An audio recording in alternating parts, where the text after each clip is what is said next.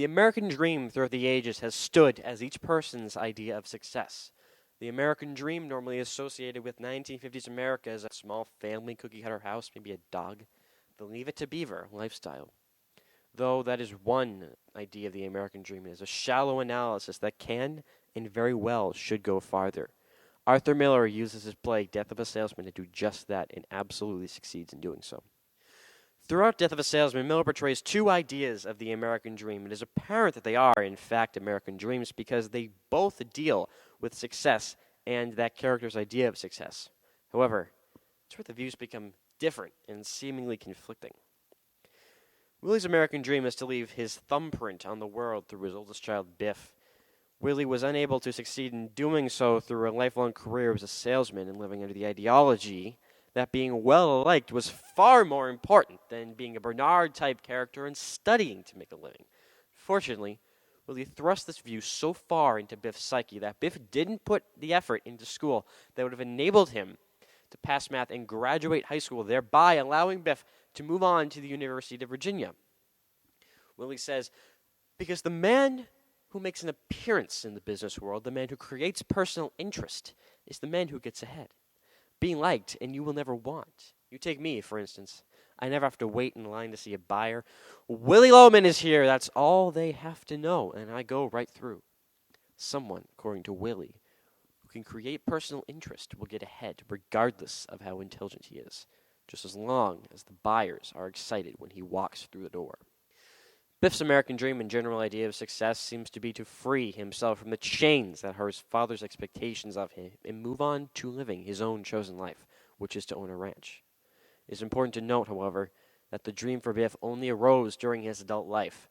As a child, he was all about pleasing his father. It was only after the bombshell that was discovering his father's affair that Biff began to move away from what his father wanted. But as he got older and saw his father deteriorate, it became clearer to Biff that to live up to his father's expectations would probably be the only way to save the old man. Thus, a conflict in Biff arose to follow his dreams of owning a ranch and doing what he wants when he wants, or not to follow his dreams and save the sanity of his father who loved and supported him so much as a child. Biff says, I'm not a leader of men. I'm nothing, Pop, and will you let me go for Christ's sake? Will you take that phony dream and burn it before something happens? These all come during Biff's final conversation with his father and stand as his last attempt to convince his father that he is not the person Willie thought he would be. The conflict between the two views is the main point Willer's questioning throughout the play. He questions if a parent's expectations of a child can actually lead to the child's success in life. The answer comes by looking at how Biff turned out in his adult life. Biff's desire to follow his own dream instead of that of his father. It is Willie's hopes and dreams for Biff that hinder Biff's progress in realizing his American dream, to follow a parent's expectations, or not to follow a parent's expectations.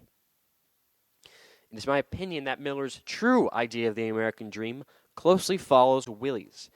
Miller's thoughts of the American people are that they instinctively want to leave a thumbprint on the world, to do something so amazing that people will never forget. Don't we all? I know that's what I want at some point in my life. It is through Willie that we see his American dream and how it directly affects all of his decisions that we finally make the connection and come to the stunning realization that Willie is, in fact, the tragic hero through the entire play. Willie's flaw revolves around the fear of being displaced from his past in the glory that was the Ebbets Field game, which was the point in time when Willie was so sure of the future of his kids and that things were going so well for him. But once Biff failed math and Willie's affair was discovered, it systematically led to the destruction of any hope that Biff would be well-liked and make it in the business world. Willie began to see his world crashing around him. It was a slow decomposition of his world that started with a fateful discovery and ended with Willie's suicide. The suicide, of course, was Willie's final attempt to solidify his place in the world. It was his figurative atomic bomb to end the war within himself and finally quell the fear that he was being displaced from the world of his past. It is then, perhaps, that Miller's true perception of the American dream revolves around the assertion that to let fear of displacement rule over one's life will, in effect, destroy one's American dream and send him spiraling into an abyss of self-destruction. It is this tragic flaw inbred into all of us that will hinder our progression to succeed in realizing our own American dream that, according to Miller, should be our desire to leave a thumbprint on the world. That is Miller's perception of the American dream, not to be forgotten.